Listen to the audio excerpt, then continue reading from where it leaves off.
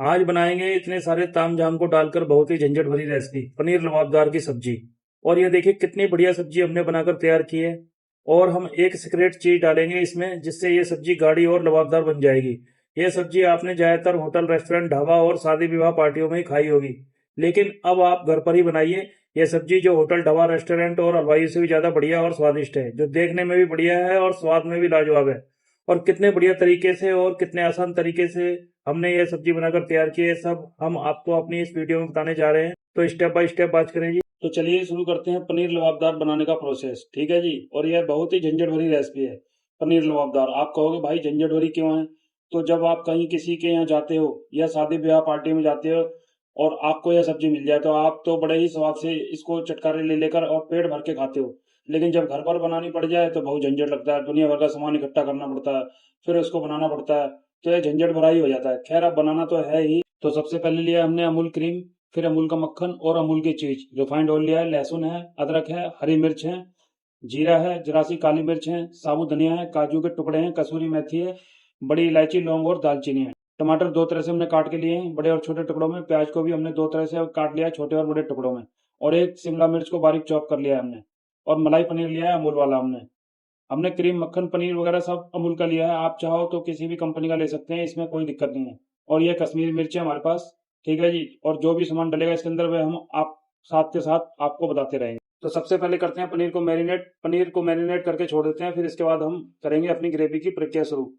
इस बाउल में हमने पनीर को निकाल लिया और अब हम डालेंगे इसमें थोड़ी सी कश्मीरी लाल मिर्च कलर के लिए। आप चाहो तो देगी मिर्च भी डाल सकते हैं, एक ही बात है। और फिर थोड़ी सी हल्दी। इसके बाद एक या दो चम्मच रिफाइंड ऑयल डालेंगे। और इसके अंदर आप चाहो तो मक्खन भी डाल सकते हैं, देसी घी भी डाल सकते हैं, ठीक है जी। इसको अच्छी तरह से मिक्स करके पनीर को इस तरह साइड में रख देंगे। तो चलो जी अब बनाते हैं ग्रेवी। पैन रख दिया हमने गैस के ऊपर और इसके अंदर 3-4 चम्मच हमने रिफाइंड ऑयल डाला है। और जैसे ही ये तेल गर्म हुआ इसके अंदर डाले हमने खड़े मसाले। ये देखिए छोटा है टुकड़ा दालचीनी का है, 3-4 लौंग है और दो बड़ी काली वाली इलायची है। इसके बाद थोड़ी सी काली मिर्च, जीरा और साबुत धनिया। इन सबको अच्छी तरह से मिलाकर भूनेंगे इस प्रकार। और जैसे ही ये हमारा मसाला भुनकर तैयार होता है तो इसमें डालेंगे हमने जो प्याज के बड़े बड़े टुकड़े काट रखे थे, वह सारे प्याज के टुकड़े इसके अंदर डाल देंगे। और सारे मसाले में इसको इस प्रकार मिलाकर सौते करना है।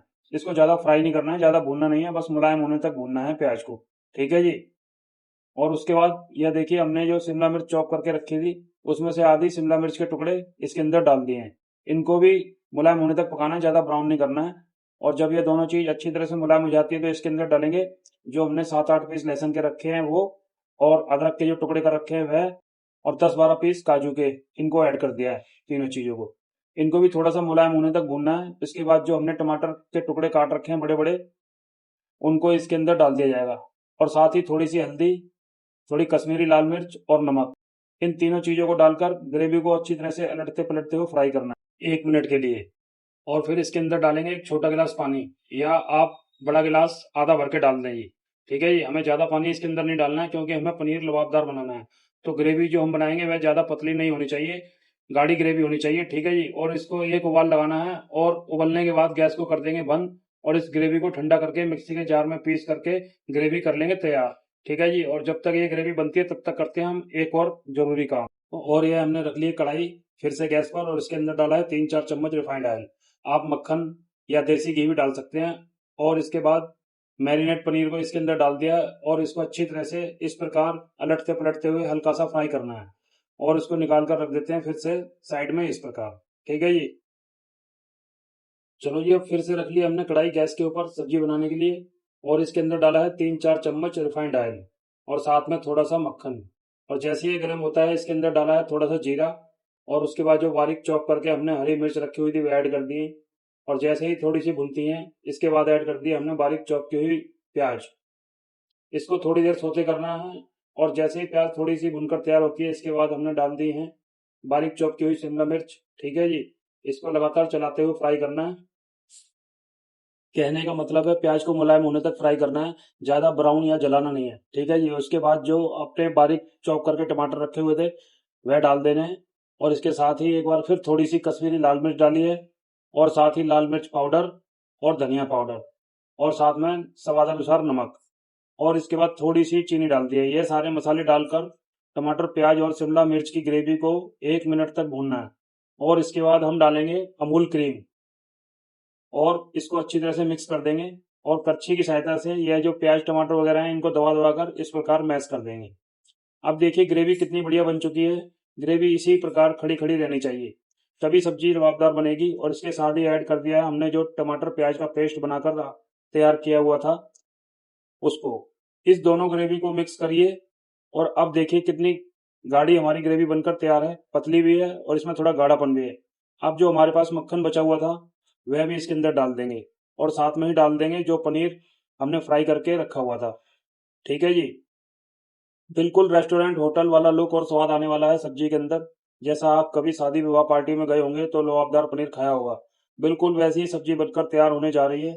ठीक है जी, अब आपको हम सीक्रेट बताते हैं किस प्रकार हलवाई और ढाबा रेस्टोरेंट वाले इस ग्रेवी को लबाबदार बना देते हैं। तो देखिए यही वह सीक्रेट चीज है अजीज, यही अमूल चीज, यही तो सीक्रेट चीज है। इसी के बारे में तो कहा था हमने एक सीक्रेट चीज बताएंगे।